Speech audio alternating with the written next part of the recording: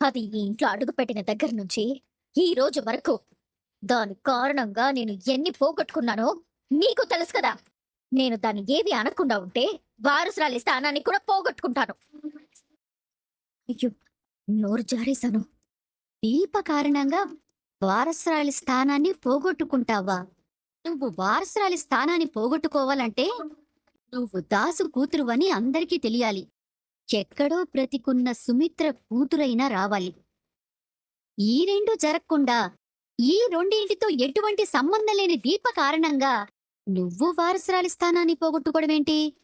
దీపే అసలైన వారసురాలని తెలిస్తే నీ గుండె ఆగిపోతుంది గ్రాని.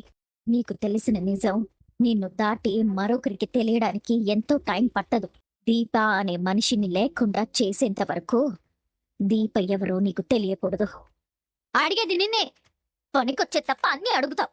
ముందు నేను అడిగిన దానికి సమాధానం చెప్పు. ఏం చెప్పాలి? నీ కొడుకుని దీప బాబాయ్ బాబాయ్ అని ప్రేమగా పిలుస్తుంటుందిగా.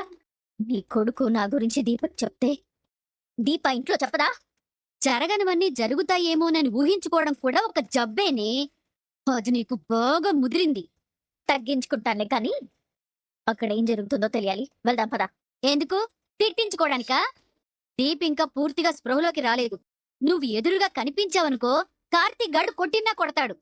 అది కళ్ళు తెరిచి దానికేం కాలేదు అని అందరూ అనుకునే వరకు కాస్త డిస్టెన్స్ మెయింటైన్ చేయటం మనకి మంచిది. ఇదంతా సింపతి గెయిన్ చేయడానికి దీప చేసే ఓవర్ డ్రామా గ్రాండ్. దరిద్రం ఏంటంటే ఇది మనకి మాత్రమే అర్థమవుతుంది. కళ్ళున్నా చూడలేకుండా తయారయ్యారు మన ఇంట్లో వాళ్ళంతా. స్వప్న, మర్చిపోయానన్నయ్య. ఎందుకు ఇలా బిహేవ్ చేస్తున్నావు? నార్మల్గా ఉండొచ్చుగా. మాట్లాడుకో.